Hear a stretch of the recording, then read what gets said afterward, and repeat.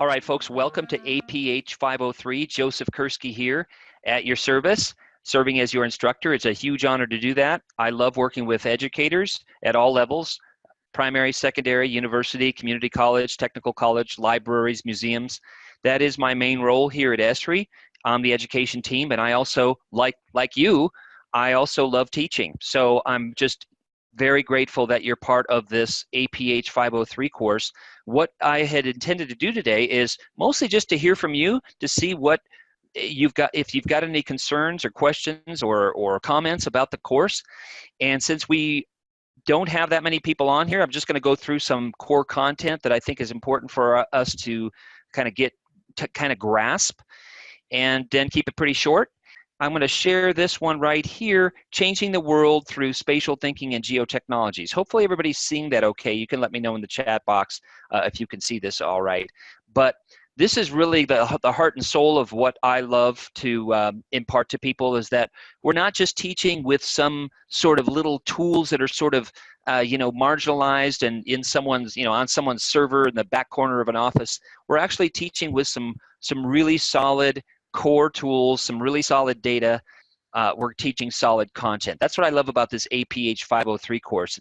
It's economic, it's urban, it's population geography. And then, oh, by the way, we're going to use some rigorous 21st century tools and data sets to actually teach that content. So that's really where it's all happening from. I think you all know how to get a hold of me. And I just wanted to say that I'd love to be part of your long-term network. I don't want to just work with you in the course and then say, well, folks, go be spatial, live long and prosper, and we'll see you around. I actually would love to connect with you on LinkedIn, etc., Twitter, etc. And I'm very, like you, I'm very passionate about geography and rigorous teaching of geography. So I do tweet daily about resources and best practices and things like that. So if you'd like to check that out, that's great. And as a reflection of my passion for the subject, I've got over 4,500 videos on my Our Earth video channel, which you are welcome to tap into as well. I also have a GIS education blog that I write in about weekly about, again, teaching strategies, some good new resources, etc. So I'm in it for the long term. I know you are too, otherwise you wouldn't be in the rigorous Elmhurst program here in teaching APHG, which I dearly love. And then finally, I'm really concerned about having students and the general public really be critical of data. So you'll see that threaded throughout the course. Just because we've got all these wonderful web maps at our fingertips doesn't mean we should be kind of lazy about, well, things like, where did that web map originate from? Who created it? And how often is it updated? And what scale did they create it at? And can I trust that data? Yeah, it looks really good, but can I trust it? So I want students to really be critical of data, all data, especially in these web-enabled times, right? We've got a plethora of data at our fingertips. Indeed, we're in the era of big data. However, ArcGIS Online, just to take one example, is an open platform.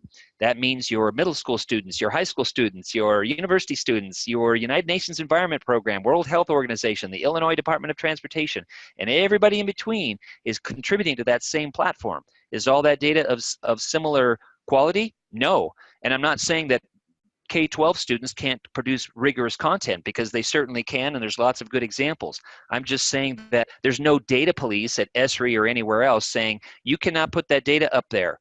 Sure, we required a little bit of metadata that you need to put when you're publishing data and sharing it, but it's an open platform. And that's actually good news for us as educators and as people that want to use geotechnologies, because there's no shortage of data, unlike the old clunky days of using GIS in education 15, 10, even 5 years ago. We don't have any shortage of data at our fingertips, but I want students to be critical of the data. And so that data blog that you see right there, Spatial Reserves, is a way for them to think about some of these issues, and not just data quality, but copyright. Ooh, just because that image is online, can I use it in my story map, for example? Well, no. And here are the reasons why. What about location privacy? Do I always share my location with the globe? And if I do, does it matter? So location privacy issues, and also crowdsourcing, copyright, and all those other things we just briefly talked about. So anyway, check that out. Maybe it'll be useful for you in your future teaching. Here's my pathway. It's been great learning about you all and your pathway and how you got into teaching and what really motivates you in the classroom and so on. Most of my career has been with federal agencies, so NOAA, Census, U.S. Geological Survey. I've always had a toe in academia, though, so Elmhurst College. I also teach at North Park University, and I also teach at the University of Denver. I also am very passionate about community colleges, so I've taught in workshops in a variety of community colleges over the years and serve on the advisory board for Geotech Center. That is a part of it, and also spent some time in nonprofits. I was the president of National Council for Geographic Education, for example, and still love the nonprofit world. So, and now at ESRI, so private industry. So nonprofits, federal agencies, academia, and private industry. So ESRI is a private company, and the goal of the company is really threefold. It's education, it's sustainability, and it's science. So we're providing the mapping platform that people can use to make wise decisions in transportation, health, city planning, water, energy, natural hazards, you name it. That is the sole reason for our existence, and we're very grateful to play a role in helping people make smarter decisions about the world. Now, think about the geeky things that you did as a kid, and think about the geeky things your students do. Well, embrace those things, right? Nurture those things. That's why you're educators, right? I know you love this. This is one of the geeky things I did when I was a kid, and occupied quite a bit of my time. I made maps on poster board of made-up places. So I had street names, I had parks, as you can see, railroads, bridges, harbors. I even had urban renewal districts. I even had address ranges on the margins of my maps. Pretty geeky, but I was very passionate about getting outside and making maps and photography. So still mapping after all these years. Now here are a couple of the reasons why educators are interested in using geotechnologies in their curriculum, and just as a basis for those watching this video later. Geotechnologies, remote sensing, geographic information systems, web mapping, GPS, and cartography. Some people lump into that.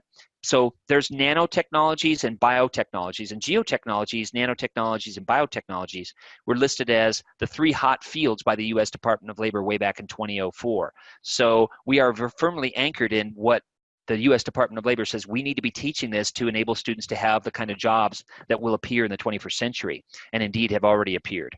And these are just 5 reasons of many that educators are interested in using these tools.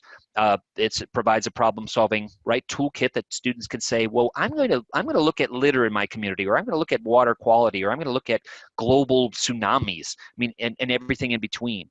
It's inquiry-driven, so asking questions, using data, real-world data at our fingertips, connectedness to the community, so I can actually go out with these tools such as Survey 123, go out and survey trees, litter, broken sidewalks, pedestrian counts, whatever it happens to be, and then map it and analyze it, and then present my results to my teacher, my classmates, my school board, in my future workplace, my board of directors, my patrons, my audience. So I love the fact that it's connected to the community and offers apps that you can actually go out in the field and collect data with. And then it's a meaningful infusion of technology. That's probably one of my favorite things about, it's hard to say what my favorite thing is, but one of the things that really excites me about this is that it's not just using technology for technology's sake. It's why are we doing what we're doing? Well, not just because students can get jobs in it, and not just because it's a rigorous educational tool, but because it actually is an applied use of geography, these geotechnologies. And also, students can make a benefit. They can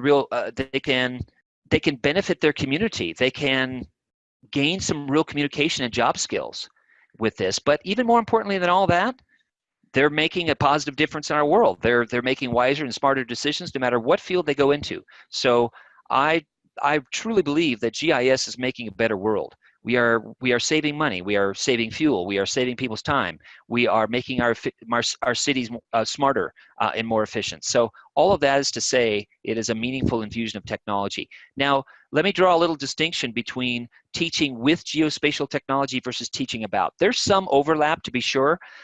Our course is really all about teaching with GIS. It's all about teaching with GIS, specifically in AP Human Geography. However, you can teach this in other disciplines as well. History, math, biology, environmental studies, and so on. And I've written some books and have some articles about that if you're interested. But we're really focused on AP Human Geography. There's so much in AP Human, as you know, that's spatial in nature that we can actually use GIS to teach with. There are some examples of people in high schools teaching about GIS, but even there, they're still teaching some content in each one of those lessons, but there's actually GIS courses in high schools, notably the geospatial semester in Virginia and also the EAST program in Arkansas. So teaching about GIS, actually having a GIS course.